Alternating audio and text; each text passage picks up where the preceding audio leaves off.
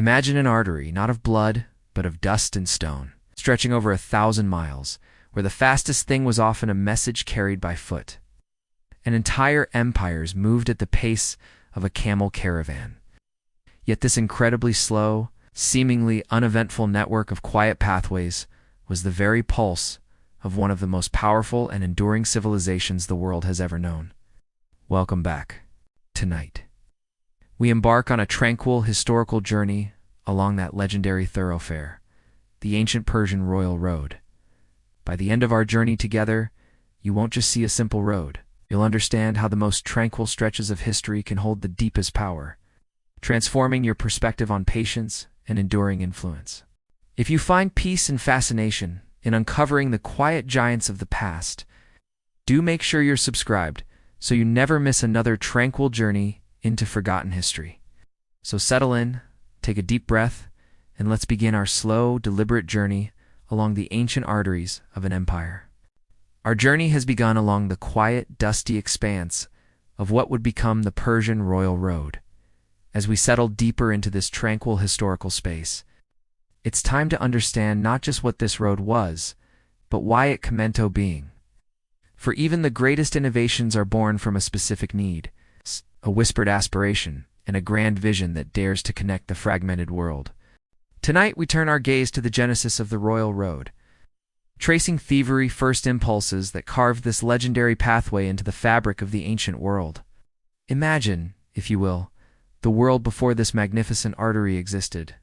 For millennia, human movement across vast distances had been a slow, arduous affair, dictated by the unpredictable whims of nature and the fragmented loyalties of countless local communities. Travelers followed winding goat paths, ancient riverbanks, or the faint tracks left by preceding caravans. Communication was equally ponderous. A message from one corner of a nascent empire to another might take weeks, even months. Relying on the stamina of runners or the slow pace of a rider on horseback, there was no unified network, no overarching design, only a mosaic of disparate routes, each with its own perils and uncertainties. Each journey was an adventure in itself, often fraught with danger from brigands, the caprice of weather, or simply the immense, daunting emptiness of the land. In this world of isolated pockets, the very idea of a truly unified central Lipland system of roads was revolutionary. Before the Persian Empire, even mighty civilizations like the Assyrians, while formidable in their military reach, relied more on short-term expeditions and the imposition of fear rather than the nuanced logistical control that infrastructure would provide.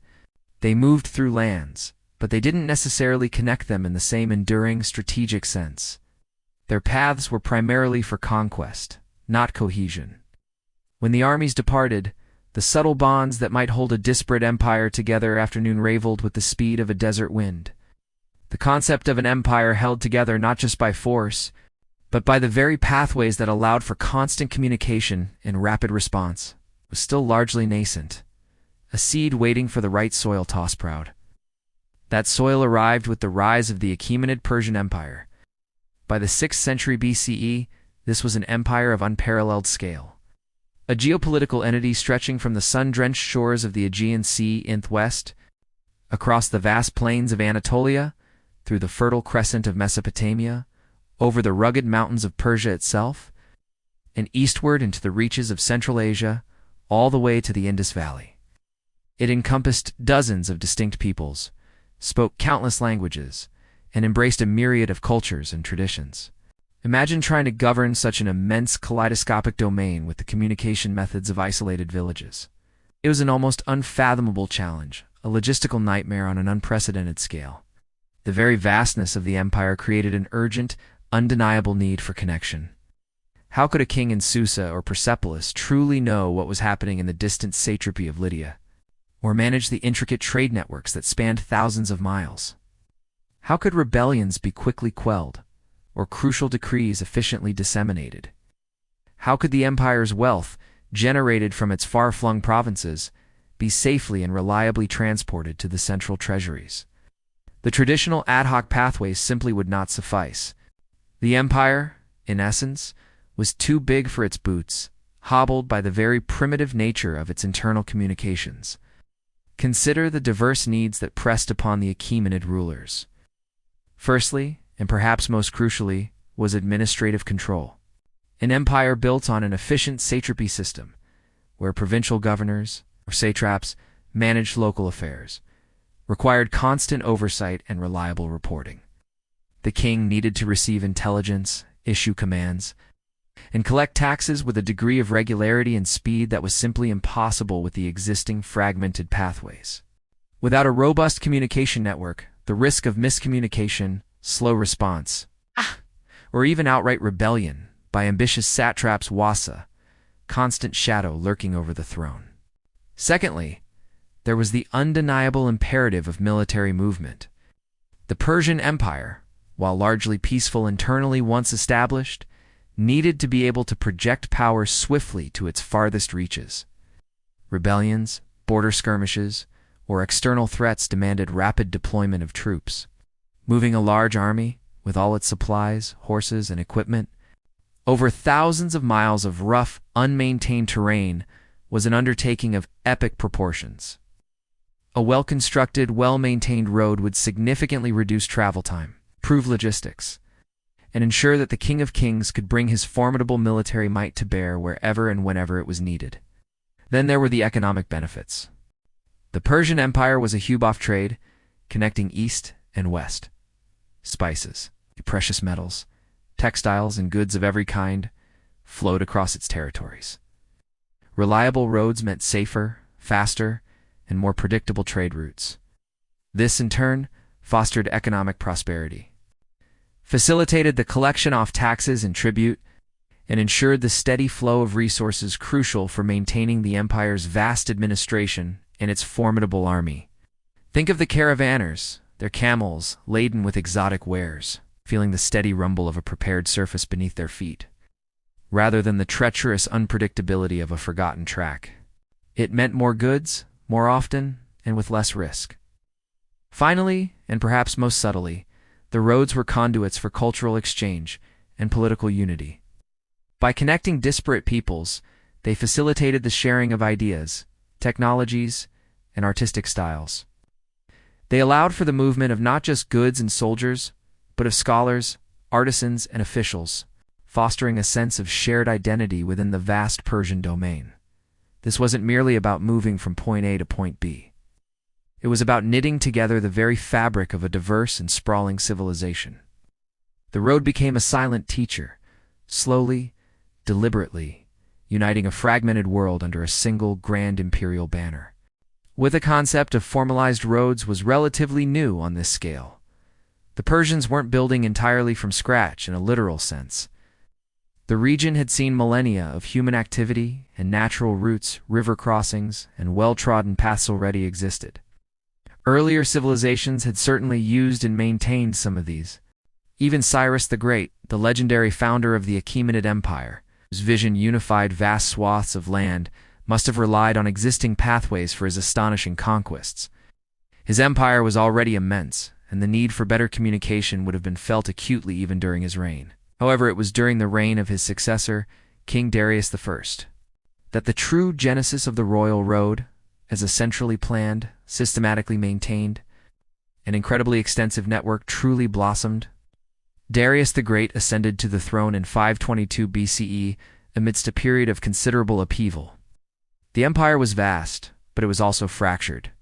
Rebellions had erupted across many of the recently conquered territories, and the very stability of the Achaemenid realm hung in the balance. Darius, a brilliant administrator and a pragmatic visionary, understood that mere military might, while essential, was not enough to sustain such a sprawling entity. He needed order, efficiency, and above all, rapid and reliable communication to consolidate his power and ensure the long-term viability of his empire.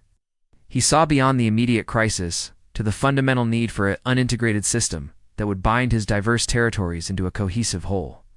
Darius was not content with ad hoc solutions or mere improvements to existing paths.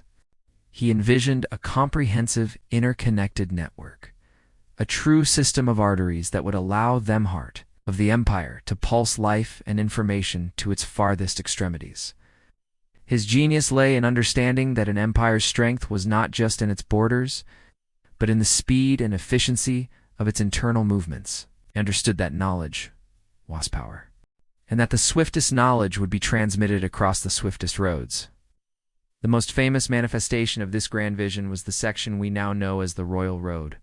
The path of this legendary road was not chosen at random, traversed incredibly diverse and challenging terrain. From the sun-baked plains of Mesopotamia, crossing the mighty Tigris and Euphrates rivers, through the mountainous regions of Armenia and Cappadocia, and finally descending into the fertile valleys of Lydia, it represented an immense engineering and logistical undertaking. While much of it likely involved upgrading and formalizing ancient tracks, significant sections would have required new construction, including the leveling of uneven ground, the cutting of paths through rocky outcrops, and the construction of bridges over rivers and ravines. The scale of human effort required for such a task, simply to begin the process, is almost beyond our modern comprehension. But the Royal Road was more than just a physical pathway. It was a profound philosophical statement. It embodied the Persian ideal of order, efficiency, and centralized control. It was the physical manifestation of the king's omnipresence, allowing his eyes and ears, his network of spies and messengers, to operate with unprecedented speed and effectiveness. Through this road, the king could receive reports on provincial affairs, dispatch officials, send out edicts, and even transport tribute with a reliability that no previous empire could match. It became a powerful symbol of Persian dominion, a visible sign of their ability to master the vastness of their empire, binding it together with ribbons of stone and dust. The very genesis of the Royal Road was therefore multifaceted, a response to the immense administrative and military challenges of a vast empire, a pragmatic solution for economic prosperity, and a powerful symbol of centralized authority. It was born from the strategic brilliance of Darius I, who saw beyond fragmented pathways to envision a cohesive, high-speed network. He understood that a truly enduring empire required not just conquest, but connection. Not just rule, but the efficient flow of information and resources. This wasn't a project built overnight, of course. Its full development would span decades, an ongoing testament to Persian ingenuity and perseverance. But its conception, its initial vision under Darius, marked a pivotal moment in ancient history. It transformed the very idea of imperial governance, demonstrating how a well-planned infrastructure could be as mighty as any army, shaping the destiny of civilizations for centuries to come.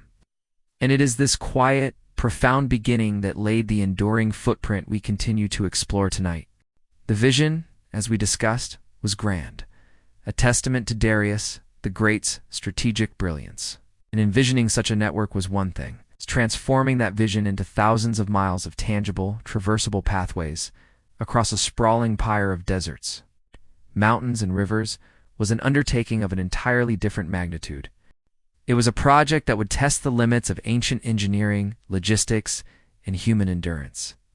This was not merely the laying of a few stones. It was the meticulous, painstaking process of building the arteries of empire. Imagine, if you will, standing at the dawn of this colossal endeavor. The initial phase would have been one of extensive, almost unimaginable reconnaissance and surveying. Before a single shovel broke ground, the Persians needed to map their vast territories with an accuracy that belies the tools of the ancient world. This wasn't about drawing pretty lines on a parchment. It was about understanding the contours of the land, identifying natural obstacles, seeking out sources of building materials, and pinpointing strategic locations for way stations and garrisons. How did they achieve such a feat? While the specifics are lost to the sands of time, we can infer that highly skilled individuals, likely a combination of astronomers, geographers, and practical engineers, would have undertaken these preliminary surveys. They would have relied on a mix of astronomical observations for general direction, rudimentary measuring tools for distance and elevation, and the invaluable local knowledge of countless individuals from diverse regions. Picture these early surveyors moving across the landscape, perhaps with long ropes for measuring, sighting poles to establish straight lines and simple levels to gauge slopes. They would have charted the most direct, yet feasible, routes, avoiding impassable terrains where possible, and strategically confronting them when necessary. This meticulous planning laid the invisible blueprint for what would become one of the ancient world's most impressive infrastructure projects. Once the routes were charted, the monumental task of physical construction began. The labor force for such an undertaking would have been truly immense, drawing from across the empire's vast populations. It was likely a combination of skilled Persian engineers and overseers, directing massive labor teams, a form of unpaid compulsory labor exacted by the state from its subjects, supplemented by local populations, and possibly even prisoners of war. These were not specialized road-building crews in the modern sense, but rather a mobilized populace, directed by imperial decree, each village and province likely responsible for the construction and maintenance of sections within their jurisdiction. The sheer scale of human effort, coordinated across such distances, speaks volumes about the administrative capacity of the Achaemenid Persian Empire. The actual construction methods varied significantly, depending on the terrain and the availability of local materials. The Royal Road was not a uniformly paved highway as we might imagine modern roads. While certain critical segments, particularly near cities or through difficult passes, might have been paved with cut stone or laid with packed gravel, much of its length would have consisted of well-prepared, compacted earth. The width of the road was designed to accommodate the varied traffic it would bear. Imperial messengers on horseback, long lines of pack animals laden with goods, military contingents, and even royal chariots. Accounts suggest the main arterial routes could be wide enough for 2 chariots to pass comfortably, often measuring around 7 to 10 meters across. Let's delve into the specific engineering challenges presented by the diverse landscapes the Royal Road traversed, and the ingenious solutions the Persians devised. Consider first the passage through mountainous regions. Here the challenge wasn't just clearing a path, but often carving one directly into the rock face. Imagine the steady rhythm of hammers and chisels, the sound echoing through the valleys as laborers painstakingly chipped away at solid stone. In some areas where the ascent was steep, the road would have to wind gradually through switchbacks, carefully engineered to maintain a manageable gradient, preventing carts from overturning and animals from exhausting themselves. Evidence suggests that in certain instances, short tunnels or rock-cut passages were even employed to bypass particularly difficult sections or connect valleys, showcasing a surprisingly advanced understanding of tunneling techniques for the era. The famous Persian steps near Persepolis, though not part of the main Royal Road, exemplify the kind of monumental stone-cutting and terracing skills that could be applied to road building. Then there were the rivers and ravines, presenting perhaps the most formidable obstacles. The Persian engineers responded with a range of solutions. For smaller streams and seasonal wadis, simple culverts or reinforced earthen crossings would suffice, allowing water to pass beneath the road without eroding its surface. For wider, more permanent rivers, the Persians likely utilized a combination of pontoon bridges, especially for temporary military movements, and more permanent stone or timber bridges. While few of these ancient bridges survive in their original form, historical accounts and archaeological remnants suggest that where the terrain demanded, impressive stone-arched bridges, often built on sturdy piers, would have spanned significant waterways. The construction of such bridges required not only architectural skill, but also a deep understanding of hydraulics and foundational engineering to ensure stability against currents and floods. For the largest rivers, where bridge building was impractical or too costly, ferries would have been operated, ensuring continuous passage, with designated ferry points integrated into the road's network of separate stations. Crossing vast arid deserts brought a different set of challenges. Here the primary concerns were navigation, water supply, and preventing the road from being swallowed by shifting sands. In these stretches, the road might not have been a distinct, engineered pathway in the same way as through more fertile lands, but rather a meticulously marked route.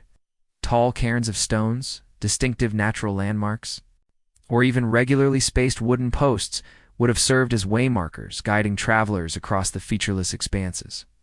Crucially, access to water was paramount. The Persians would have either dug wells at regular intervals, often protected by small garrisons, or established cisterns to collect and store rainwater, ensuring that travelers and their animals had vital hydration points along their arduous journey. These desert sections underscore the incredible foresight and planning involved, for the road wasn't just about the physical path, but the entire support system around it.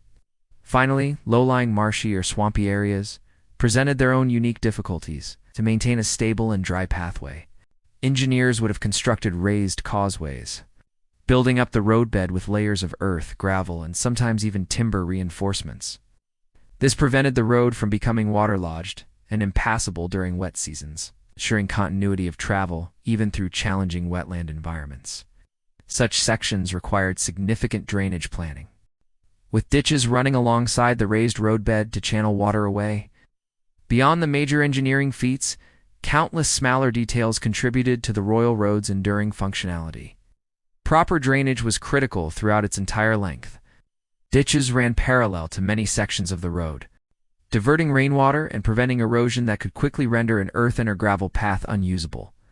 In steeper areas, regular cross drains or culverts, often made of stone, would have been built to allow water to flow freely across or under the road, further protecting its integrity. The road was also marked at regular intervals. While not standardized milestones in the Roman sense, the Persians established a system of way markers. The Greek historian Herodotus mentions that the Royal Road had 111 staging posts, each separated by a distance called a parasang. Parasang was an ancient Persian unit of length, roughly equivalent to 5.5 kilometers or about 3.4 miles. These markers, possibly stone pillars or simple mounds, would have indicated distances and provided a clear sense of progress for travelers. This consistent marking system, combined with the uniformity of the road's construction where feasible, imbued the journey with a sense of order and imperial presence. The true genius of the Royal Road lay not just in its initial construction, but in its continuous, meticulous maintenance. This was not a build-it-and-forget-it project. Longevity and efficiency of the road depended on constant repair and upkeep. Local communities along the route were typically responsible for maintaining their assigned sections.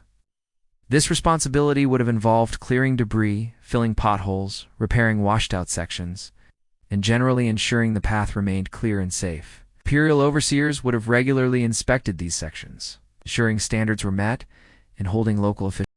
This decentralized yet centrally supervised maintenance system was crucial to the road.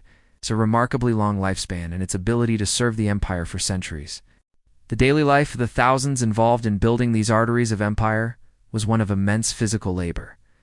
Imagine the scenes along the routes: the rhythmic clang of tools against rock, the shouts of overseers, the low murmur of countless voices, the creak of carts hauling materials, the clouds of dust rising into the ancient sky. Men and women, often working under the scorching sun or in biting winds, would have labored from dawn till dusk. Their hands would be calloused, their muscles aching, as they moved earth-cut stone and shaped the landscape to the will of the great king. Food, water, and tools would need to be supplied to these vast workforces, a logistical challenge in itself that mirrored the very administrative efficiency the road was designed to foster.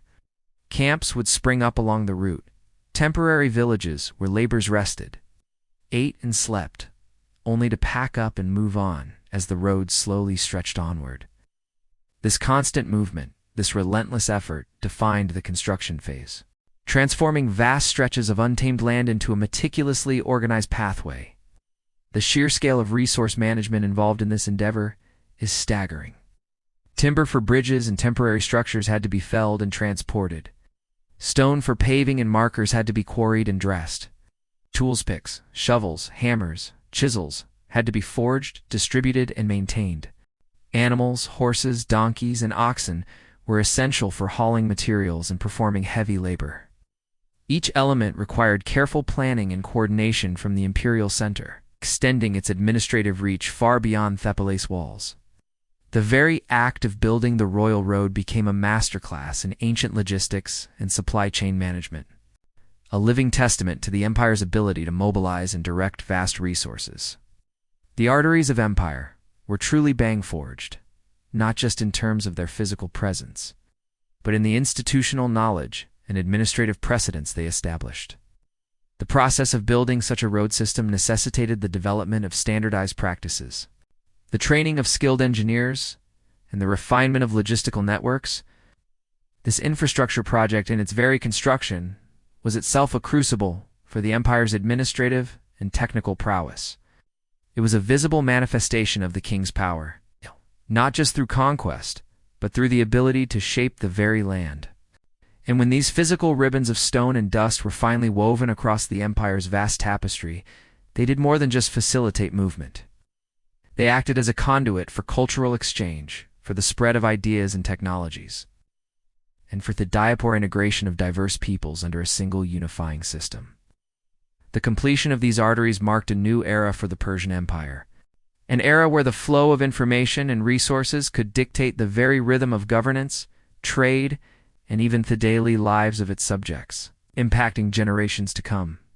It was a quiet revolution, built stone by painstaking stone, and its profound impact would echo across the ancient world. The building of these long roads, these arteries of empire, was indeed a quiet revolution, a testament to the Persian Empire's profound administrative and technical prowess. Its impact, built stone by painstaking stone, would ripple across the ancient world.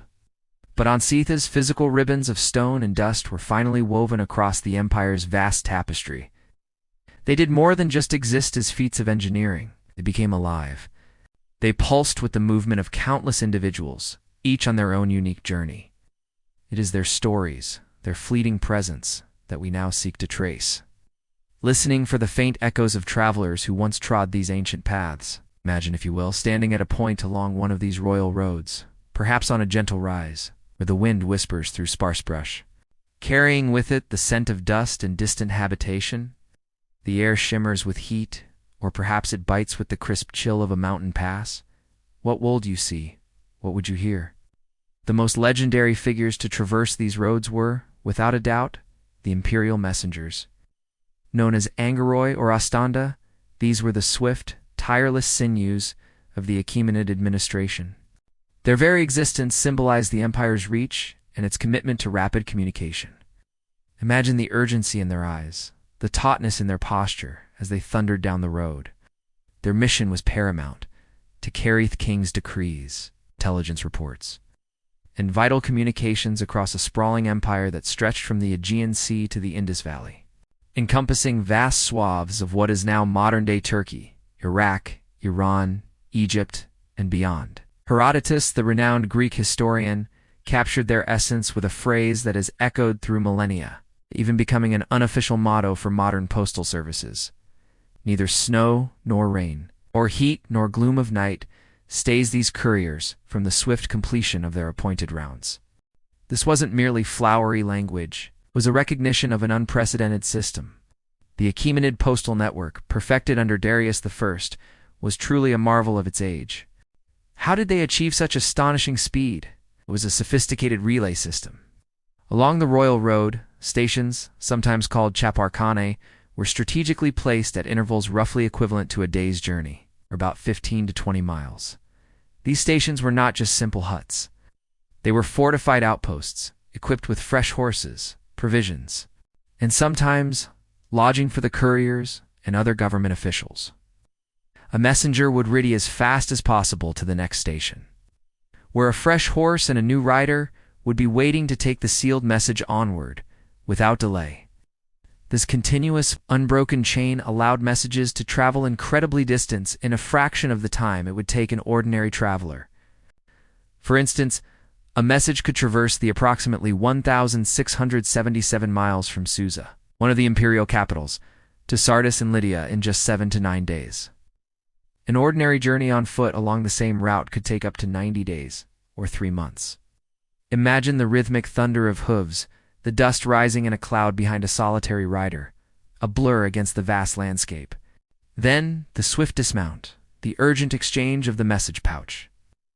Perhaps a few whispered words of warning about the terrain ahead or recent developments. And then, the new rider is off, the cycle repeating, day and night, through sun and storm. These couriers were the eyes and ears of the king, keeping the vast empire unified and ensuring that royal decrees and intelligence got to reach the farthest corners with remarkable speed. Their dedication was unmatched, and their role was critical for effective governance, allowing for timely decision-making and policy implementation across diverse regions. They embodied loyalty, speed, and resilience, becoming almost legendary figures within the empire. Beyond the urgent dash of the couriers, The royal road also facilitated the majestic, if infrequent, royal processions. When the great king himself decided to travel, it was an event of staggering scale, a visible manifestation of imperial power and wealth. Imagine it just a retinue, but an entire mobile court, moving with deliberate grandeur along the wide, well-maintained thoroughfare. This would involve thousands of people: nobles, administrators, bodyguards, servants, scribes, artisans, and even entertainers. There would be chariots adorned with precious metals, litters carried by strong bearers, vast numbers of horses, donkeys, and camels laden with tents, provisions, and the countless necessities of royal life. The logistics for such a journey were immense, demanding the very infrastructure the royal road provided. Every stage of the journey would have been meticulously planned. The network of relay stations and larger royal stations would have been vital, though for the king, these would have been expanded into temporary, luxurious encampments. Imagine the preparations.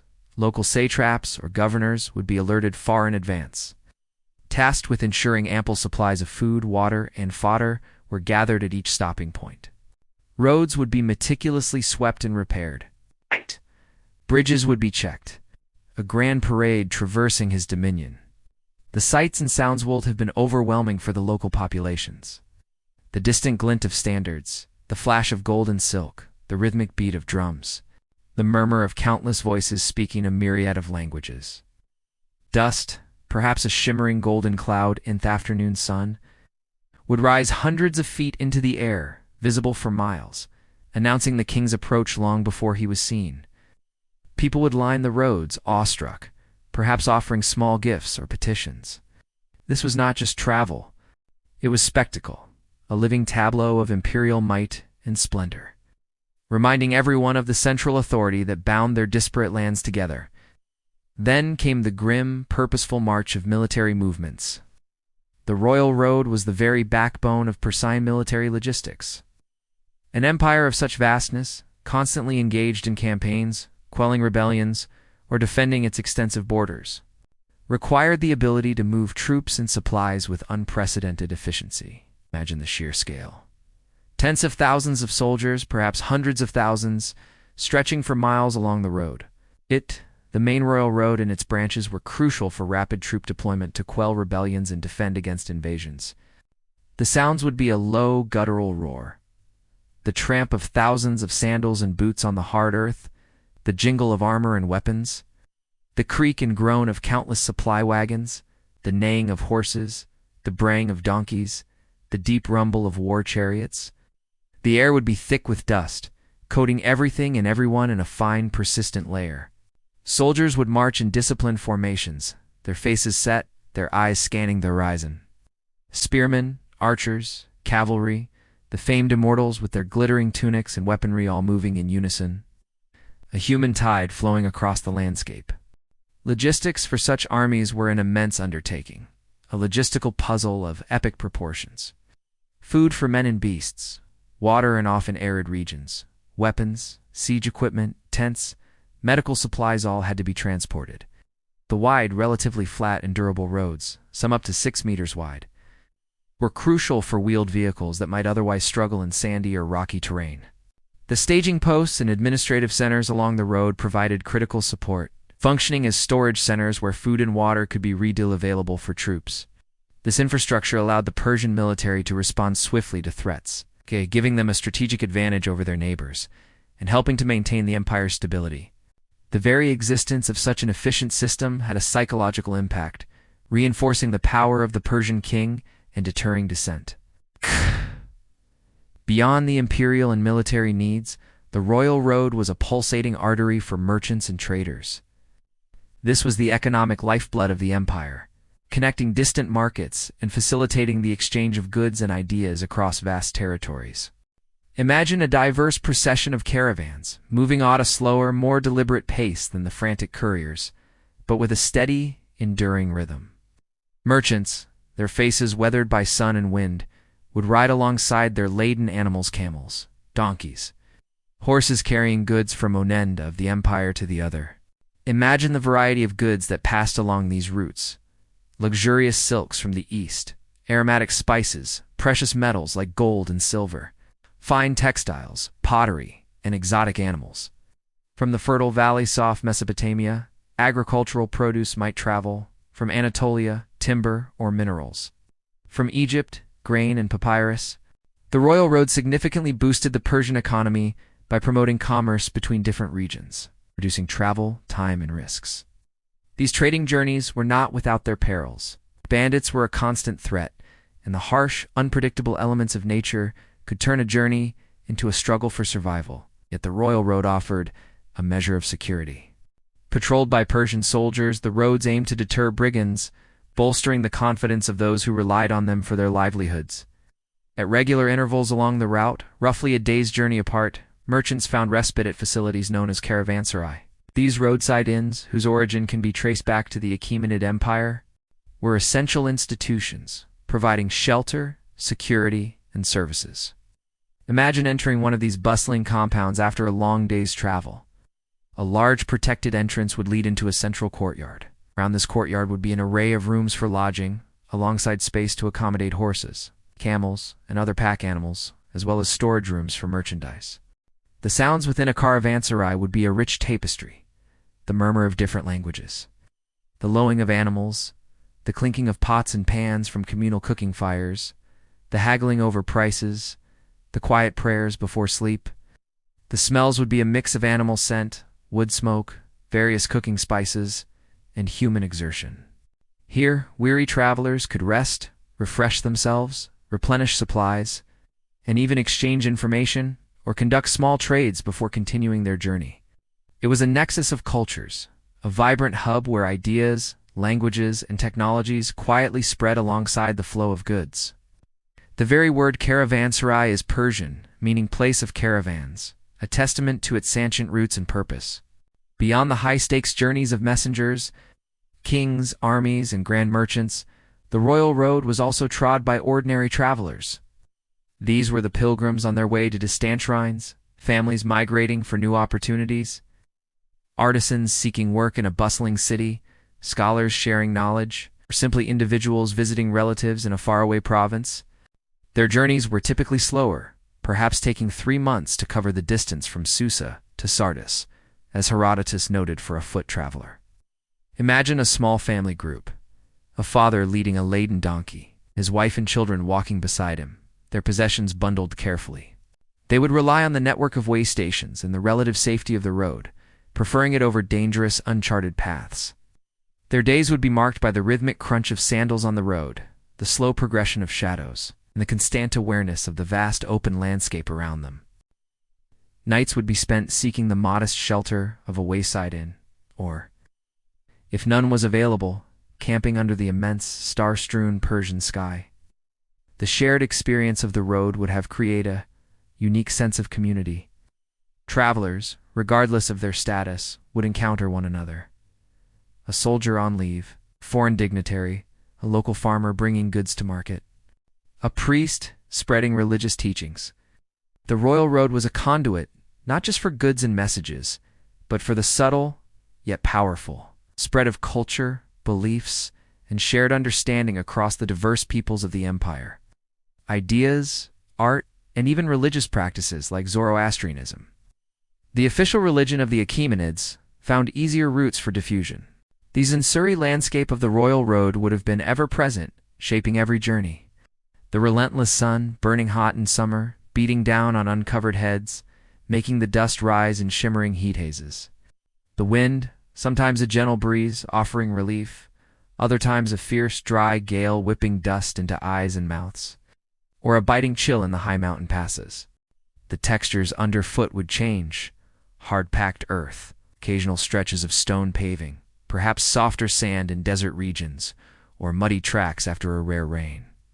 The sounds would be a constant symphony of travel, the gentle, hypnotic rhythm of footsteps, the shuffling of animal hooves, the creak of leather, the jingle of harness bells, the occasional shout of a driver, the distant bark of a dog, the bleating of sheep, the buzz of insects, and the calls of various birds. At night, the crackle of a campfire, the low hum of conversation, the rustle of straw, and the vast, profound silence of the open world under a canopy of stars. The smells would be a rich, earthy blend. The dry scent of dust, the distinctive odor of animals, the sweet fragrance of wild herbs, the pungent aroma of cooking food from temporary camps or wayside inns, the occasional whiff of smoke from a distant village. These were the subtle, pervasive details that defined the daily relative travel on the Royal Road. The sheer scale of the empire meant that the landscapes traversed were incredibly diverse, from the lush valleys of the Tigris and Euphrates to the challenging barren stretches of the Iranian plateau, and the dry lands reaching towards Egypt or the fertile plains of Anatolia. Each region presented its own challenges and its own unique beauty, all connected by this single, unifying thread of stone and earth. Local communities along the Royal Road experienced unprecedented growth. Markets expanded, and new towns often sprouted near the well-trafficked routes, turning once remote areas into thriving hubs. The daily life of the people living along the road transformed, with new opportunities for trade and employment stemming directly from the constant flow of people and goods. The road was not merely a path through the empire. It was an integral part of its living, breathing fabric, shaping daily existence for generations. These echoes of travelers, the urgent beat of a messenger's horse, the ceremonial grandeur of a royal procession, the determined march of an army, the steady pace of a merchant caravan, the quiet resilience of an ordinary family, all tell a story of connection, control, and cultural confluence. The Royal Road, in its very existence and use, allowed the Persian Empire to govern a vast and diverse realm, to conduct its business swiftly, and to knit together its disparate parts into a more cohesive whole. It was a silent, unyielding testament to the empire's power, not just to conquer, but to integrate and to endure, leaving a lasting imprint on the land and the lives of those who moved across it. The Royal Road, as we have explored, was a living artery, constantly pulsating with the varied rhythms of imperial life. It was a testament to the Achaemenid Persian Empire's ambition, its administrative genius, and its remarkable capacity not just to conquer, but to seamlessly integrate vast and disparate territories. Yet a path, no matter how well laid, is only as effective as the support system that sustains those who travel upon it. For journeys of such immense scale and duration, spanning hundreds, even thousands of miles across a diverse and often challenging landscape, the concept of continuous forward movement was simply unsustainable. Human and animal limits demanded something more. They demanded respite. And so, woven into the very fabric of the Royal Road, an intricate and meticulously planned network of havens emerged, forming what we might best describe as the network of respite. This was not merely a collection of random stops, but a deliberate and vital infrastructure designed to facilitate every aspect of travel, communication, and imperial control. It was the underlying rhythm, the quiet breath taken between strides, that allowed the empire to function with such impressive efficiency. Imagine for a moment the sheer mental and physical strain of days, perhaps weeks, on the open road. The relentless sun, the biting winds, the dust, the fatigue that settled deep into the bones, the gnawing worry about food, water, and safety in unfamiliar lands. For a weary traveler, the sight of a cluster of buildings on the horizon, the faint smell of wood smoke, or the distant braying of an animal would have been more than just a welcome sight. It would have been a profound, soul-deep relief. The foresight of the Persian kings, particularly Darius the Great, in establishing this comprehensive system of support, speaks volumes about their understanding of logistics and human endurance. They knew that an empire held together by force alone was brittle, but one connected by efficient communication and dependable travel routes was robust and resilient.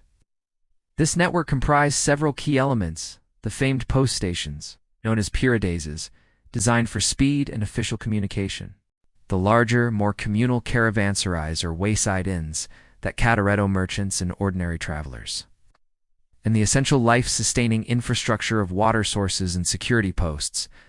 Each played a crucial role, working in concert to create a smooth, if still challenging, journey across the immense breadth of the Achaemenid dominion. Consider first the piradases, the post stations. the beating heart of the empire's communication system. These were not simply places to rest, but vital arteries of information, ensuring that imperial decrees, military intelligence, and reports from the farthest satrapies could travel with astonishing speed. Herodotus, the ancient Greek historian, famously described the Persian courier system, noting, "There is nothing in the world that travels faster than these Persian couriers," he continued, with a poetic flourish, to explain their method. "Neither snow, nor rain, nor heat, or gloom of night stays these couriers from the swift completion of their appointed rounds." This was not hyperbole. It was a testament to the meticulous organization of the Pyrrhidases. Each post station was strategically placed at regular intervals, typically a day's ride apart, roughly 15 to 20 miles, though this could vary depending on the terrain. Upon arriving, a weary courier, perhaps a royal messenger, his face etched with dust and concentration, would dismount his exhausted horse. The air around these stations would be a specific symphony of sounds: the muffled thud of hooves on packed earth, the jingle of bridles, the occasional snort or whinny from the stables, the low murmur of voices, and the ever-present reassuring hum of distant insect life. The very scent of the place would be distinctive: a powerful bile of horse sweat, dry hay, leather, and perhaps the faint, metallic temps of iron from a nearby forge. Typical Pyrrhidases would have been a sturdy, practical compound, often built of sun-dried med brick or local stone, with high walls offering a measure of security against the unpredictable elements and any potential threats. Inside, a central courtyard would serve as the hub of activity. Around this open space, one would find long stables, meticulously maintained house, the fresh relays of horses always kept in peak condition. These were not just any horses. They were specifically bred and trained for speed and endurance, representing the finest stock available to the empire. The care given to them was paramount, as the efficiency of the entire system depended on their readiness. Grooms and stable masters would move with practiced ease, attending to the animals, ensuring they were well fed, watered, and rested. Beyond the stables, there would be simple, functional quarters for the couriers themselves, perhaps a common room where a quick meal could be had, and a place to rest even for just a few precious moments. Crucially, each station would also house an imperial official, perhaps a scribe, responsible for logging arrivals and departures, ensuring the integrity of the messages and managing the station's operations. Picture the scene. A messenger bursts in, breathless, delivers his sealed dispatch to the waiting official, who quickly records its arrival. Meanwhile, a fresh, powerful horse, already saddled and eager, is brought forth. The transfer is swift, almost seamless. There is no lingering, no unnecessary delay. The message, often rolled and sealed within a small cylinder, might be passed directly from one courier to the next, or simply continue its journey with the original messenger now atop a rejuvenated mount. Within minutes, the new rider, or the same rejuvenated rider, would be off again. A faint cloud of dust marking their rapid departure, the rhythmic thud of hooves quickly fading into the horizon. This constant, disciplined relay of horses and riders allowed messages to traverse the enormous distances of the empire at speeds previously unimaginable. News that might have taken months to travel by ordinary means could be conveyed in a matter of days or weeks, from the capital at Susa or Persepolis. A royal decree could reach the furthest satrapy in Lydia or Egypt with astonishing swiftness, enabling the central government to maintain tight control, react swiftly to rebellions or invasions, and manage the intricate administrative affairs of a multi-ethnic realm. The effectiveness of this system was a core pillar of Persian imperial power, transforming the vastness of the empire from a weakness into a manageable domain. The very idea of such a network, relying on perfect coordination across thousands of miles, reveals a profound administrative sophistication that set the Achaemenids apart. But the Royal Road was not just for the urgent dispatches of the empire. It was also the lifeblood for the ordinary traveler, the bustling merchant caravan, the determined pilgrim, or the occasional soldier moving between garrisons. For these journeys, which often lasted for weeks or months, the need for respite extended beyond a swift change of horses. It required proper lodging, sustenance, and a degree of community. This is where the network of caravanserais, or wayside inns, became absolutely indispensable. These caravanserais were distinct from the more focused high-speed paradises, while they might sometimes coexist or be located near a post station. Their primary purpose was to offer a more comprehensive haven for those on longer, less urgent journeys. Imagine approaching one of these substantial structures at the close of a long day's ride. The low sun would cast long shadows, painting the landscape in hues of gold and amber. The air, which might have been thin and lonely on the open road, would begin to thicken with the promise of human activity. Perhaps you would catch the faint, alluring scent of roasting meat, or the distant rhythmic clang of a blacksmith's hammer. The sight of its sturdy walls, often built around a large, open courtyard, would bring a deep sigh of relief. Upon entering a caravanserai, the atmosphere would immediately shift. Gone would be the silence and vastness of the road, replaced by a symphony of gentle, comforting sounds. The soft murmur of many voices speaking different languages: Persian, Elamite, Aramaic, Greek, Egyptian, Babylonian would blend into a harmonious background hum. The gentle shuffling of dozens of animals in their stalls, the quiet clatter of cooking pots, the occasional burst of laughter, or the low rhythmic chanting of a traveler in prayer would fill the air. The courtyard, often paved with rough stones or hard-packed earth, would be a bustling microcosm of the empire itself. Here, merchants would be unloading their wares: sacks of spices, bundles of textiles, exotic fruits, pottery, or precious metals. Their camels and donkeys, having borne their heavy burdens all day, would be led to the spacious stables that lined the perimeter of the courtyard, where they could finally rest and be tended. Around the edges of the courtyard, or sometimes opening onto it, would be a series of simple, clean rooms designed for travelers. These would be unfurnished, save for perhaps a raised sleeping platform. But they offered precious shelter from the elements, a sense of security and privacy. The walls, perhaps whitewashed or left as their natural mud brick, would feel cool to the touch after a day in the sun. Travelers would spread their own bedding, light a small lamp, and perhaps prepare a simple meal over a small portable stove, or purchase food from a communal kitchen if one was available. The smell of various cooking fires, mingling with the scent of spices and warm bread, would create an inviting aroma that promised sustenance after the day's exertion. Within these havens, the exchange of goods was matched only by the exchange of information and stories. Merchants, having traveled from distant lands, would share news of prices, demand, political shifts, and even local gossip. Soldiers might recount tales of campaigns or recent patrols. Pilgrims could speak of holy sites and spiritual journeys. These inns were not just places of rest, they were vital nodes in the empire's informal communication network, allowing news, ideas, and cultural influences to ripple across the vast dominion, fostering a sense of interconnectedness, despite the immense distances. Beyond shelter, caravanserais offered crucial amenities. Water, painstakingly brought from nearby wells or cisterns, was always available. A precious commodity in many arid regions, simple provisions could often be purchased: dried fruit, bread, perhaps some local cheese or meat. Some larger inns might even have a resident blacksmith for minor repairs to wagons or tools, or a small shop selling basic necessities. Security was also a paramount concern. The sturdy walls and often guarded gates offered protection against bandits or wild animals, providing travelers with a peace of mind that was invaluable after the vulnerability of the open road. The quiet presence of watchmen patrolling the walls or standing by the gate, their figures silhouetted against the night sky, would be a constant, reassuring reminder of safety. As night deepened, the lively bustle of the caravanserai would gradually quiet. The cooking fires would dwindle to embers, the conversations would soften, and eventually, a hush would fall over the courtyard, broken only by the gentle snuffling of animals or the distant hoot of an owl.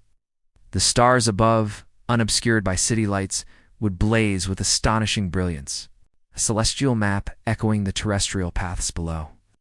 Lying within the relative comfort of a small room, listening to the soft sounds of the caravanserai, a traveler could finally let go of the disang sheets, knowing that for a few precious hours they were safe, sheltered, and part of a larger living network.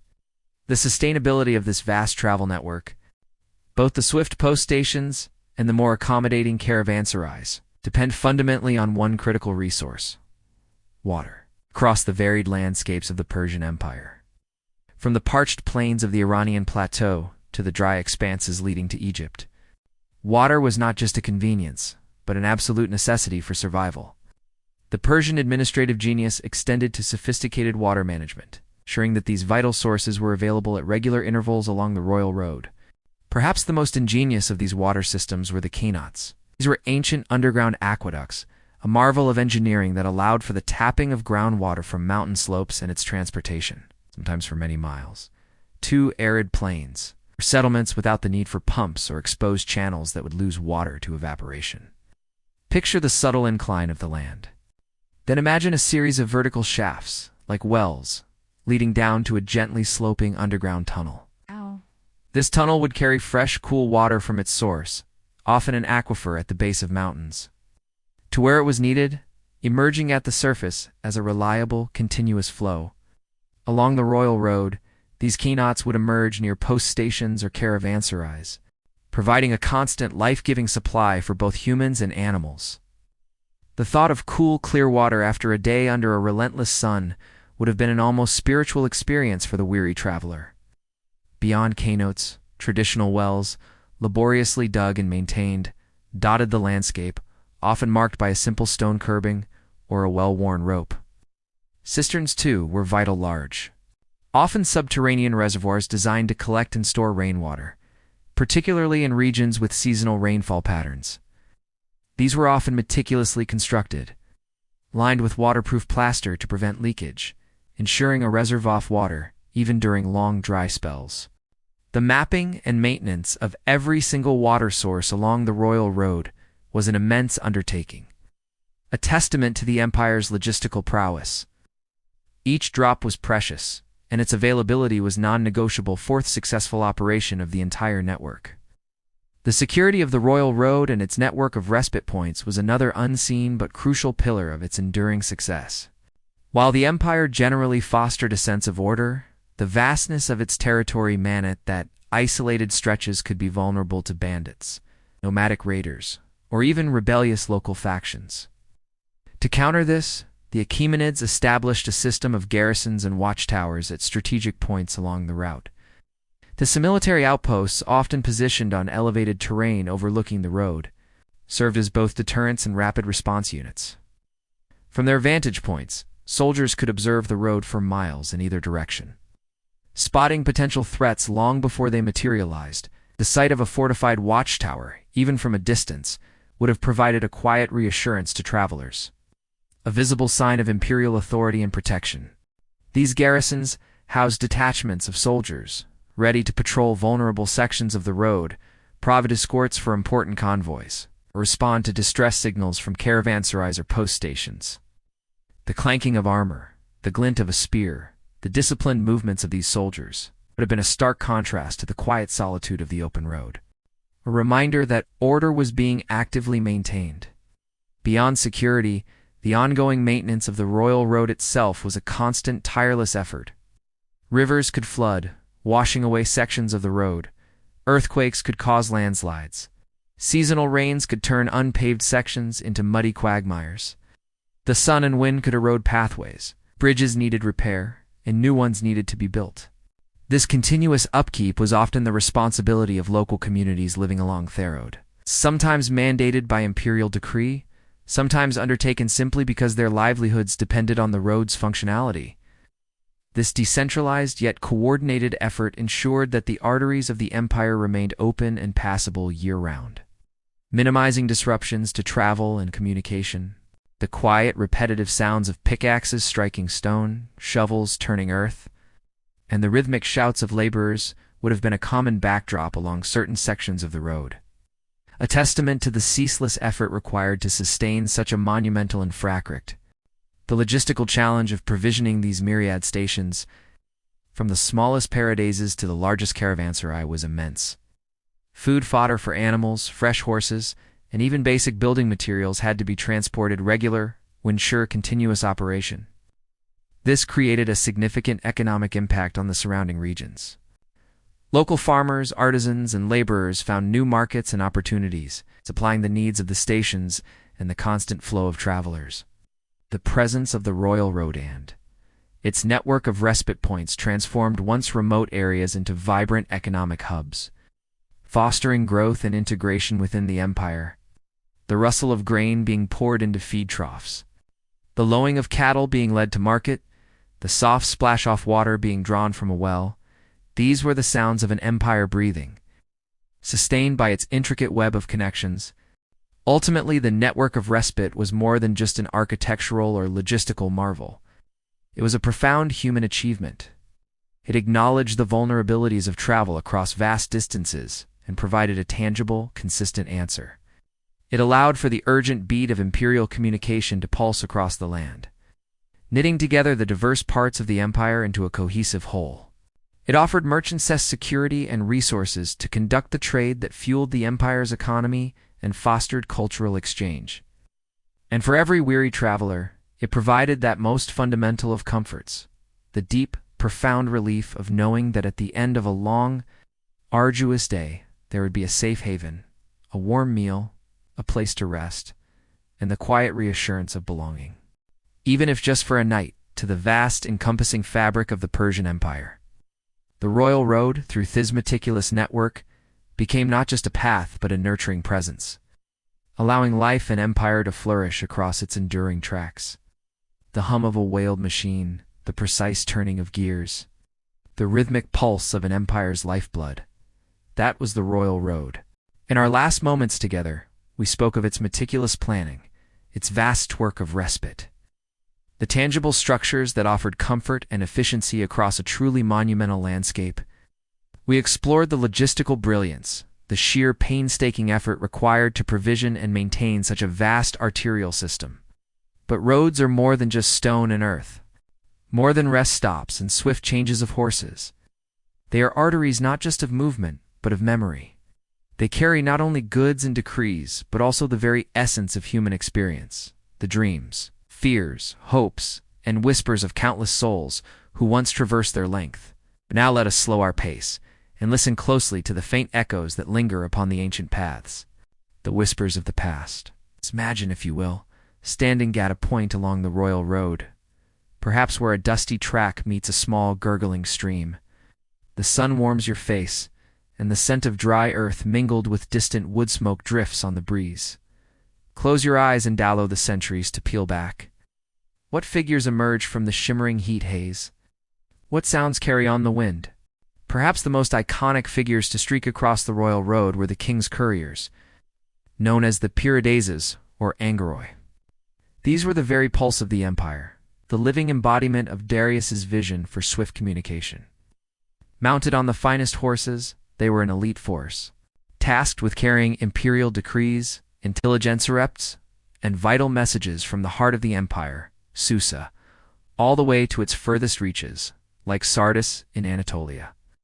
The journey from Susa to Sardis, a distance of approximately 2,400 to 2,700 kilometers, took a staggering 90 days on foot. But for Angoroi, their fresh relays of horses and riders waiting at stations roughly a day's ride apart, that same journey could be completed in a mere 7 to 9 days. Envision them now. A lone rider, helmeted, perhaps wearing the distinctive Persian tunic, gallops into a station. The dust billows around him, clinging to the sweat in his horse's flanks. He doesn't dismount fully. Instead, a fresh horse is immediately brought forward. The scroll or message pouch quickly transferred, and a new, eager rider takes the reins. With a nod, a brief exchange, and a fresh burst of energy, the journey continues, the message never truly slowing. This system was so remarkably efficient that the Greek historian Herodotus, deeply impressed, famously wrote, "There is nothing in the world that travels faster than Persian couriers. Neither snow, nor rain, nor heat, nor gloom of night stays these couriers from the swift completion of their appointed rounds." This phrase, an ancient testament to dedication, would centuries later even inspire the creed of the United States Postal Service. The urgency of their mission was paramount. When harvest was bountiful in Mesopotamia, the royal court in Susa could know before the grain was even fully stored. This was not merely about speed. It was about maintaining cohesion, enforcing laws, quelling whispers of rebellion, and ensuring the kings will resonate outer three continents with unprecedented efficiency. Beyond the urgent beat of the royal couriers, the Royal Road teemed with a different kind of life, a steadier flow driven by the timeless impulse of commerce. These were the merchants and traders, the lifeblood of the empire's economy, whose caravans laden with precious goods moved slowly but steadily along the well-trodden paths. Imagine the creak of wooden carts, the rhythmic padding of camel hooves, the low murmurs of negotiation in a dozen different tongues. The Royal Road, initially conceived for military and administrative efficiency, quickly became a vital artery for trade, linking markets from the Aegean Sea to the heart of Persia. What did they carry, these intrepid merchants? From the fertile plains of Mesopotamia came grains and oils, wealthy western reaches, particularly Anatolia and Greece, contributed fine textiles, pottery, and perhaps even early forms of coinage. From the eastern provinces, exotic spices, glittering precious metals, and rare jewels would have made their way westward, destined for the opulent courts of Susa and Persepolis, or for sale in the bustling markets of Lydia. The road facilitated the movement of silk. The full Silk Road network would flourish later. Parts of the Royal Road formed crucial early sections.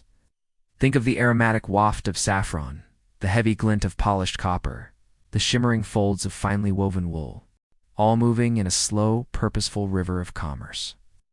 These trade routes were not merely conduits for goods, they were pathways for ideas. As merchants journeyed from one end of the empire to the other, they carried not just their wares, but also their stories, their customs, and their innovations. A new agricultural technique from one region might be discussed and adopted in another. Artistic styles and motifs in Persepolis might find their way into the decorative arts of a distant satrapy.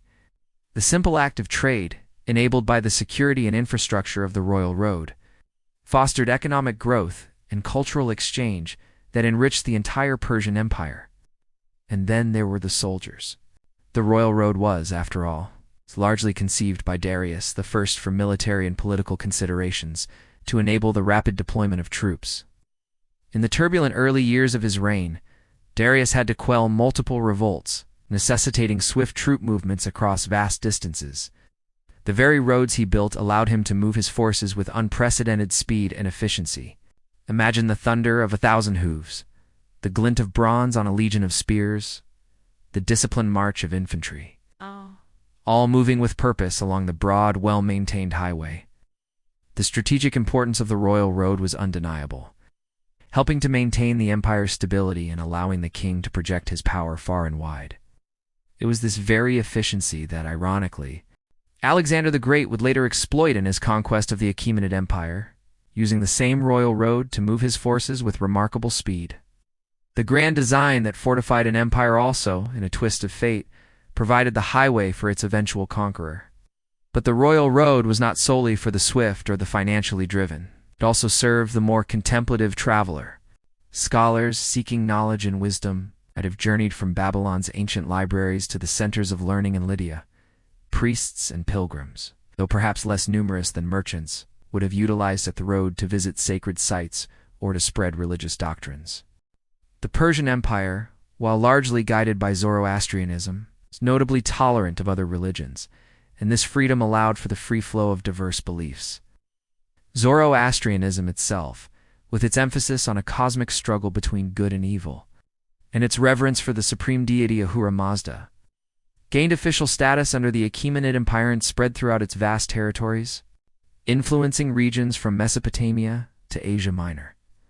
While not imposed by force, its ideas carried along the Royal Road undoubtedly mingled with existing belief systems, leading to fascinating syncretic developments. Imagine a Zoroastrian priest traveling eastward, engaging in philosophical discourse with a Babylonian astrologer or a Greek philosopher encountered at a caravanserai. The quiet exchange of ideas, the subtle shaping of thought, the slow, organic weaving of different cultural threads. These were the unseen but profound impacts of the Royal Road. This continuous movement of people, goods, and ideas fostered a truly remarkable phenomenon. cultural exchange, and syncretism on a grand scale. The Royal Road was a vibrant conduit, melting pot and crucible all at once. Cities located along its length became bustling hubs, where diverse cultures interacted and blended. The art and architecture of the Achaemenid Empire itself bear witness to this fusion. The magnificent reliefs at Persepolis, for example, while distinctly Persian, it incorporates stylistic elements and motifs drawn from the many peoples under Persian rule. Assyrian, Egyptian, Greek, and Eurasian influences can be discerned. This visual language understood across the empire was a direct result of the artistic and intellectual currents facilitated by the Royal Road. Consider the languages echoing through the caravanserais. While Old Persian was the administrative tongue, the road would have resounded with Aramaic, Greek, Babylonian, Egyptian, and countless local dialects. This linguistic tapestry speaks to the incredible diversity of the empire, a diversity that was not suppressed, but rather in many ways celebrated and integrated. The Royal Road allowed for this integration, permitting peoples of different backgrounds to interact, understand, and even influence one another. It led to a shared sense of identity, not necessarily as one homogenized people, but as interconnected subjects of a vast and magnificent empire, bound by common roots and the shared experience of travel. The exchange extended beyond art and language. It touched cuisine, technology, and governance. New agricultural methods, innovative irrigation techniques, even advancements in metallurgy could be shared and adapted across vast distances thanks to the smooth flow of information and skilled individuals along these routes. The whispers of the past tell us that the Royal Road, in essence, shaped the very fabric of the ancient world. It was a catalyst for economic prosperity, enhancing trade and reducing travel times from months to mere days or couriers. It was the backbone of administrative efficiency, allowing the Achaemenid kings to govern their sprawling dominion with unprecedented control. And crucially, it was a profound instrument of cultural diffusion, enabling the intermingling of traditions, the spread of knowledge, and the cross-pollination of ideas that enriched the lives of countless individuals. Even after the glorious Achaemenid Empire eventually waned, succumbing to the might of Alexander the Great, the story of the Royal Road did not end.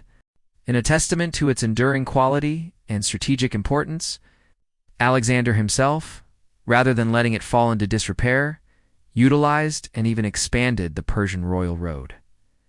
His successors, the Hellenistic kingdoms, recognized its value, continuing to use it extensively to spread Hellenism, Greek language, art, and culture throughout the former Persian territories.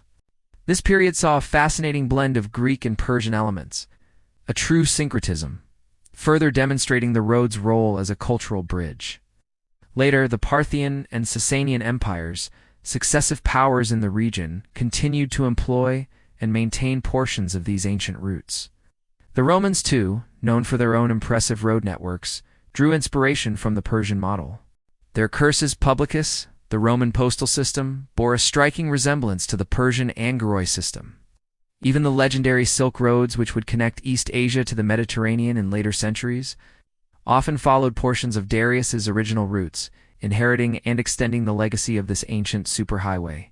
The Royal Road, therefore, was not merely a fleeting achievement of one empire. It cast long, enduring footprints across history, influencing subsequent civilizations and laying foundational principles for modern infrastructure and communication networks.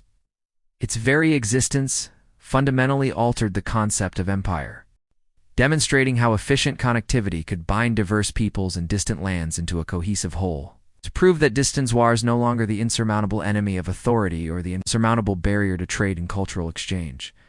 Today, while much of the physical road has succumbed to the relentless march of time, buried beneath centuries of dust and shifting landscapes, its memory persists. Archaeologists uncover tantalizing fragments, sections of paved road, remnants of ancient bridges, the outlines of old way stations, each a silent testament to the ingenuity and foresight of its builders. These discoveries allow us to reconstruct its path, to visualize its daily life along its length, and to appreciate the monumental undertaking it represented. The quiet reassurance of its enduring presence, even in ruin, reminds us that the quest for connection, for efficient travel, fourth exchange of ideas, is a deeply human endeavor. The Royal Road, in its long, quiet journey through history, reminds us that sometimes the most boring history, the history of infrastructure, is truly the most profound. For within the quietdom of those ancient pathways lies the resounding echo of countless lives, a symphony of whispers from a long, long past. The hum of a well-oiled machine, the precise turning of gears, the rhythmic pulse of an empire's lifeblood. That was the Royal Road. In our last moments together, we spoke of its meticulous planning, its vast network of respite, the tangible structures that offered comfort and efficiency across a truly monumental landscape.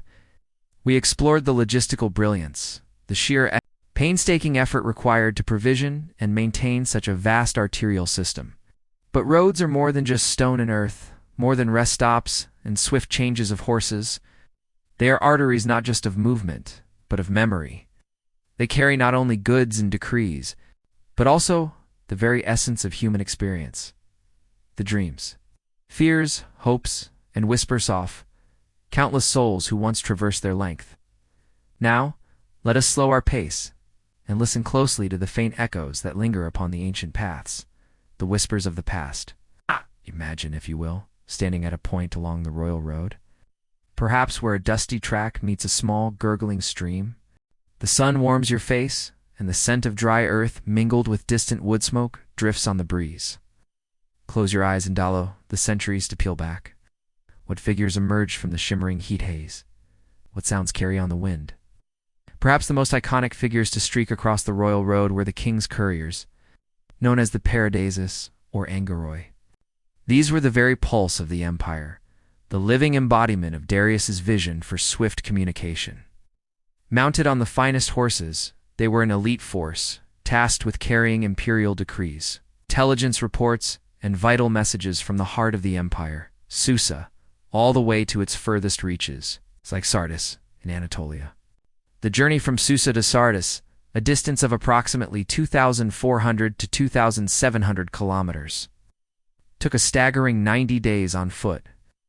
But for the Angoroi, with their fresh relays of horses and riders waiting at stations roughly a day's ride apart, that same journey could be completed in a mere 7 to 9 days. Envision them now, a lone rider, helmeted, perhaps wearing the distinctive Persian tunic, gallops into a station. The dust billows around him, clinging to the sweat on his horse's flanks. He doesn't dismount fully. Instead, a fresh horse is immediately brought forward, scroll or message pouch quickly transferred, and a new, eager rider to Kesti reins. With a nod, a brief exchange, and a fresh burst of energy, the journey continues, the message never truly slowing. This system was so remarkably efficient that the Greek historian Herodotus, deeply impressed, famously wrote, "There is nothing in the world that travels faster than these Persian couriers. Neither snow, nor rain, nor heat, nor gloom of night stays these couriers from the swift completion of their appointed rounds." This phrase, an ancient testament to dedication, would, centuries later, even inspire the creed of the United States Postal Service. The urgency of their mission was paramount. When harvest was bountiful in Mesopotamia, the royal court in Susa could know before the grain was even fully stored. This was not merely about speed. It was about maintaining cohesion, enforcing laws, quelling whispers of rebellion, and ensuring the king's will resonated across 3 continents with unprecedented efficiency. Beyond the urgent beat of the royal couriers, the Royal Road teemed with a different kind of life, a steadier flow, driven by the timeless impulse of commerce. These were the merchants and traders, the lifeblood of the empire's economy, whose caravans laden with precious goods moved slowly but steadily along the well-trodden paths. Imagine the creak of wooden carts, the rhythmic padding of camel hooves, the low murmurs of negotiation in a dozen different tongues. The Royal Road, initially conceived for military and administrative efficiency, quickly became a vital artery for trade, linking markets from the Aegean Sea to the heart of Persia. What did they carry, these intrepid merchants? From the fertile plains of Mesopotamia came grains and oils, while the western reaches, particularly Anatolia and Greece, contributed fine textiles, pottery, and perhaps even early forms of coinage. From the eastern provinces, Exotic spices, glittering precious metals, and rare jewels would have made their way westward, destined for the opulent courts of Susa and Persepolis, or for sale in the bustling markets of Lydia. The road facilitated the movement of silk, though the full Silk Road network would flourish later. Parts of the Royal Road formed crucial early sections. Think of the aromatic waft of saffron, the heavy glint of polished copper, the shimmering folds of finely woven wool, all moving in a slow, purposeful river of commerce. These trade routes were not merely conduits for goods. They were pathways for ideas. As merchants journeyed from one end of the empire to the other, they carried not just their wares, but also their stories, their customs, and their innovations. A new agricultural technique from one region might be discussed and adopted in another. Artistic styles and motifs seen in Persepolis might find their way into the decorative arts of a distant satrapy. The simple act of trade, enabled by the security and infrastructure of the Royal Road, fostered economic growth and cultural exchange that enriched the entire Persian Empire. And then there were the soldiers. The Royal Road was, after all, largely conceived by Darius, the first for military and political considerations, to enable the rapid deployment of troops. In the turbulent early years of Hisran, Darius had to quell multiple revolts, necessitating swift troop movements across vast distances. The very roads he built allowed him to move his forces with unprecedented speed and efficiency. Imagine the thunder of 1,000 hooves, the glint of bronze on a legion of spears, the disciplined march of infantry, all moving with purpose along the broad, well-maintained highway. The strategic importance of the Royal Road was undeniable. It's helping to maintain the empire's stability and allowing the king to project his power far and wide. It was this very efficiency that, ironically, Alexander the Great would later exploit in his conquest of the Achaemenid Empire. Using the same Royal Road to move his forces with remarkable speed, the grand design that fortified an empire also, in a twist of fate, provided the highway for its eventual conqueror. Scholars, seeking knowledge and wisdom, might have journeyed from Babylon's ancient libraries to the centers of learning in Lydia. Priests and pilgrims, though perhaps less numerous than merchants, would have utilized the road to visit sacred sites or to spread religious doctrines. The Persian Empire, while largely guided by Zoroastrianism, was notably tolerant of other religions, and this freedom allowed for the free flow of diverse beliefs. Zoroastrianism itself, with its emphasis on a cosmic struggle between good and evil, and its reverence for the supreme deity, Ahura Mazda, gained official status under the Achaemenid Empire and spread throughout its vast territories, influencing regions from Mesopotamia to Asia Minor. While not imposed by force, its ideas, carried along the Royal Road, undoubtedly mingled with existing belief systems, leading to fascinating syncretic developments. Imagine a Zoroastrian priest traveling eastward, engaging in philosophical discourse with a Babylonian astrologer or a Greek philosopher encountered at a caravanserai. The quiet exchange of ideas, the subtle shaping of thought, the slow, organic weaving of different cultural threads. This is where the unseen but profound impacts of the Royal Road, this continuous movement of people, goods, and ideas, fostered a truly remarkable phenomenon: cultural exchange and syncretism on a grand scale. The Royal Road was a vibrant conduit, melting pot and crucible all at once. Cities located along its length became bustling hubs where diverse cultures interacted and blended. The art and architecture of the Achaemenid Empire itself bear witness to this fusion. The magnificent reliefs at Persepolis, for example, while distinctly Persian, incorporate stylistic elements and motifs drawn from the many peoples under Persian rule. Assyrian, Egyptian, Greek, and Eurasian influences can be discerned.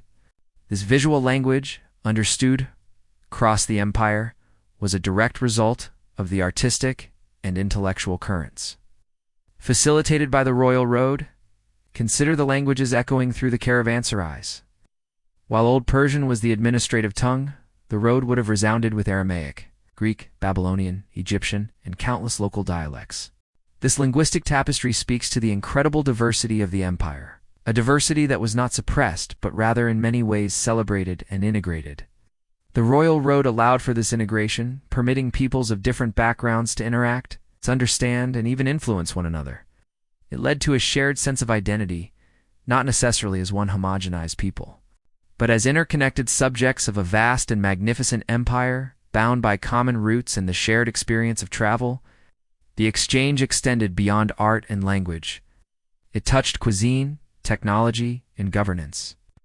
New agricultural methods, innovative irrigation techniques, even advancements in metallurgy could be shared and adapted across vast distances.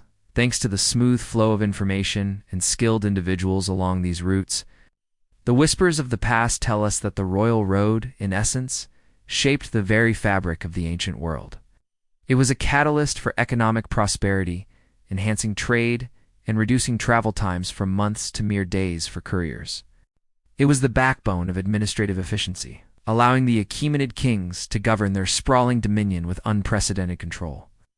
And crucially, it was a profound instrument of cultural diffusion, enabling the intermingling of traditions, the spread of knowledge, and the cross-pollination of ideas that enriched the lives of countless individuals. Even after the glorious Achaemenid Empire eventually waned, succumbing to the might of Alexander the Great, the story of the Royal Road did not end. In a testament to its enduring quality and strategic importance, Alexander himself, rather than letting it fall into disrepair, utilized and even expanded the Persian Royal Road. His successors, the Hellenistic kingdoms, recognized its value, continuing to use it extensively to spread Hellenism, Greek language, art, and culture. Throughout the former Persian territories, this period saw a fascinating blend of Greek and Persian elements, a true syncretism, further demonstrating the road's role as a cultural bridge. Later, the Parthian and Sasanian empires, successive powers in the region, continued to employ and maintain portions of these ancient routes. Thermans, too, known for their own impressive road networks, drew inspiration from the Persian model. Their cursus publicus, the Roman postal system, bore a striking resemblance to the Persian Angoroi system. Even the legendary Silk roads, which would connect East Asia to the Mediterranean in later centuries, often followed portions of Darius's original routes, inheriting and extending the legacy of this ancient superhighway. The Royal Road, therefore, was not merely a fleeting achievement of one empire.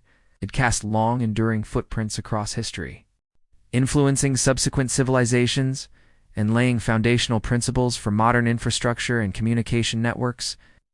Its very existence fundamentally altered the concept of empire, demonstrating how efficient connectivity could bind diverse peoples and distant lands into a cohesive whole.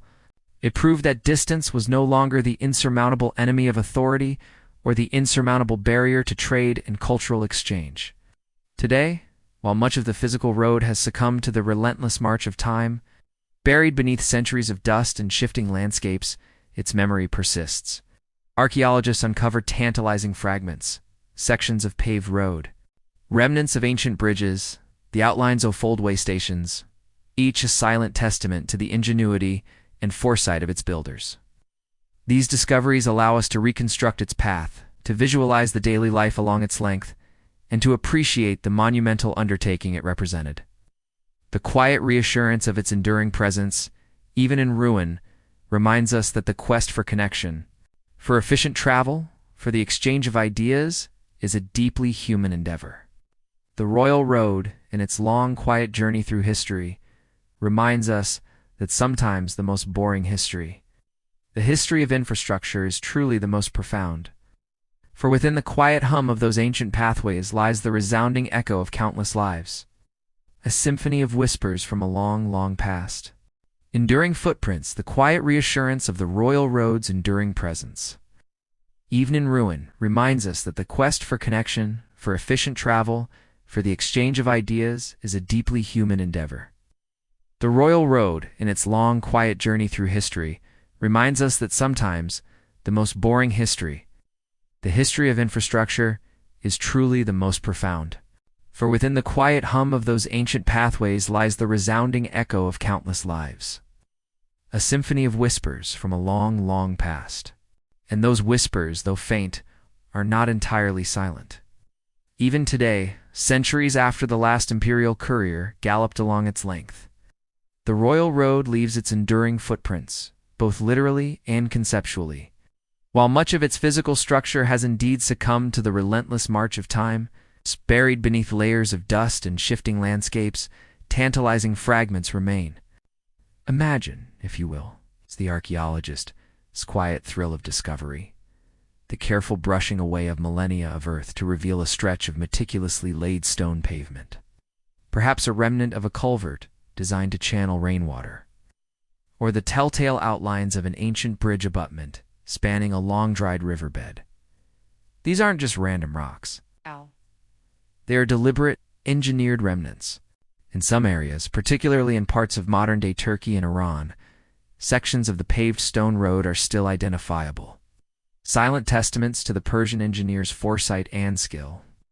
Archaeologists have, for instance, covered the foundations of massive way stations, known as chaperkhanas, structures covering acres, complete with separate quarters for official travelers, stables for 100 horses, and storerooms that once held provisions for the imperial communication system.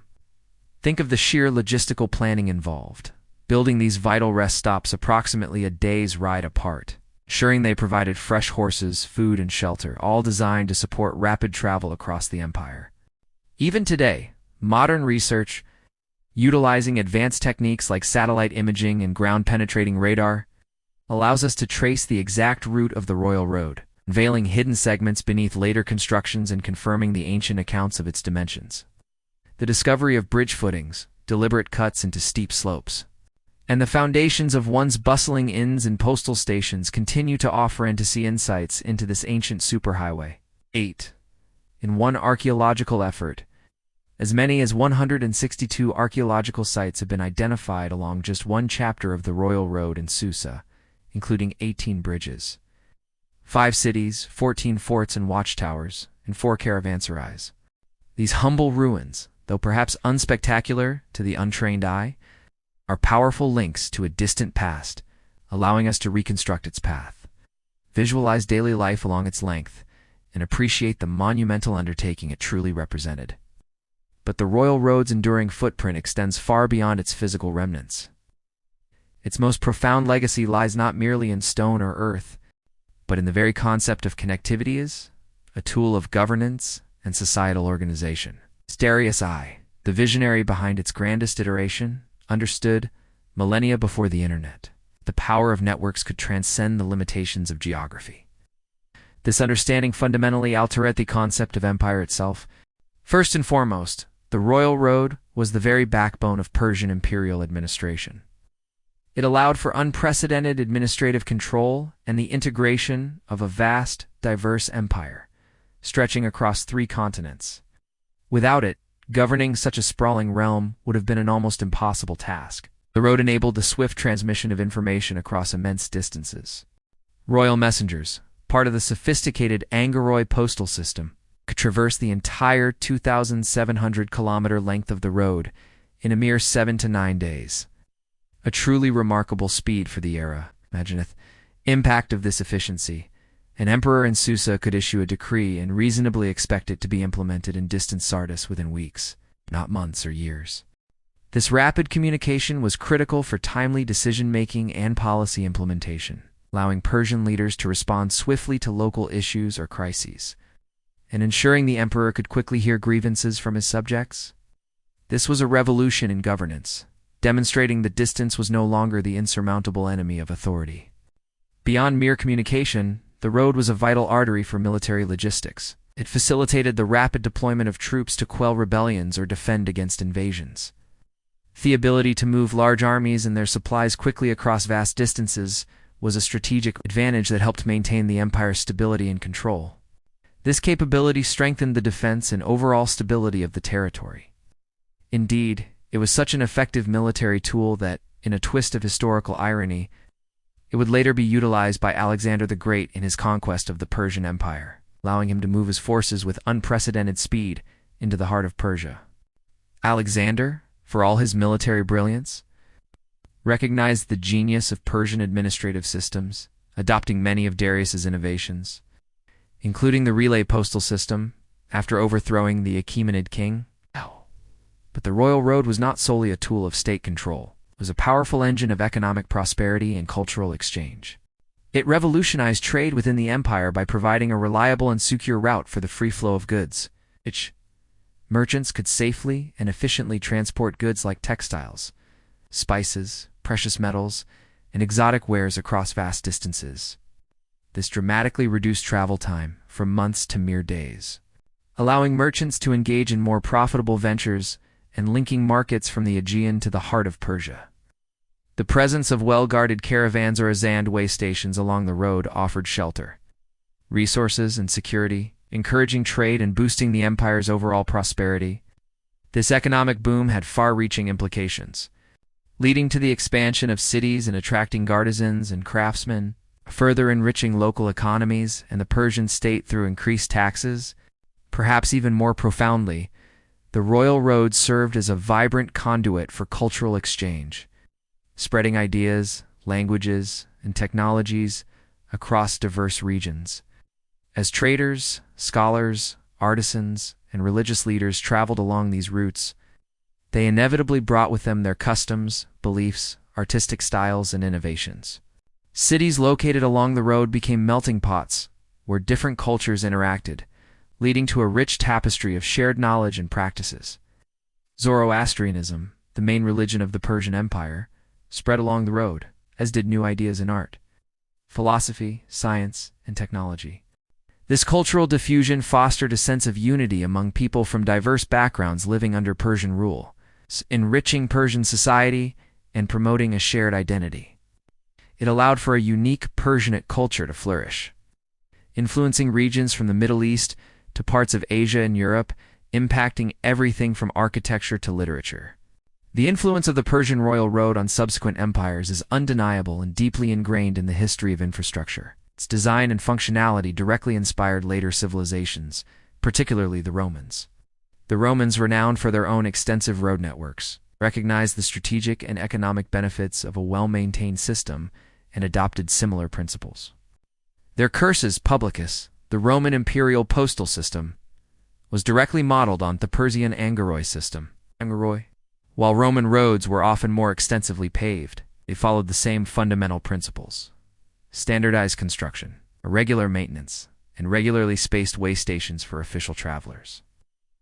The Roman emphasis on efficiency, durability, and straight routes, as well as techniques like layered construction and proper drainage, echoes the advanced engineering principles demonstrated by the Persians centuries earlier.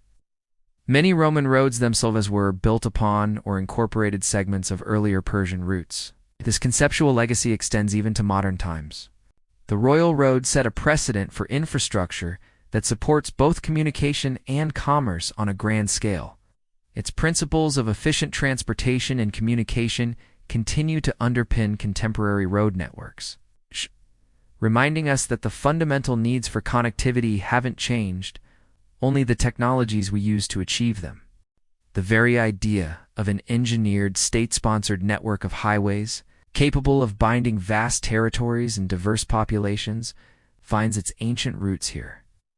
Modern transportation networks, from our intricate highway systems to railways, and even the invisible arteries of the internet, owe a debt to the ingenuity of the ancient Persians. The U.S. interstate highway system, for example, designed for national defense, commerce, and individual transport, embodies the same core principles as Darius's ancient vision. The quiethm of the Royal Road's enduring footprint reminds us that history is not just about kings and battles, but also about the seemingly mundane innovations that quietly shape the world around us. This boring history of infrastructure, upon closer inspection, reveals itself as profoundly transformative. It speaks to a universal human desire to overcome distance, to connect, to communicate, and to trade. The Royal Road was a masterpiece of ancient engineering, a testament to the organizational skills and ambition of the Persian Empire. It proved that infrastructure isn't just about moving things. It's about forging unity, enabling governance, fostering prosperity, and facilitating the exchange of ideas that enrich civilizations. As the sun sets over the ancient route, one can almost imagine the countless footsteps that once trod its path. the hurried stride of the royal messenger, the steady pace of the merchant's caravan, the wary shuffle of the pilgrim. Each step, an echo in time, contributes to the symphony of whispers from a long, long past. The Royal Road, in its quiet longevity, reminds us that the quest for connection is an eternal human endeavor, a journey that began millennia ago on a well-worn path, and continues, transformed, on the highways of today. Its enduring footprints, though often unseen, are woven into the very fabric of our interconnected world, a silent, profound testament to the power of a road.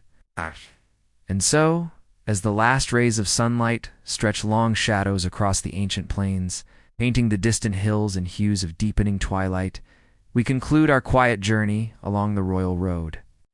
We leave behind the imagined footsteps of the stoic royal messengers, their eyes fixed on the horizon and the patient shuffle of merchants, their camels laden with the dreams of distant markets.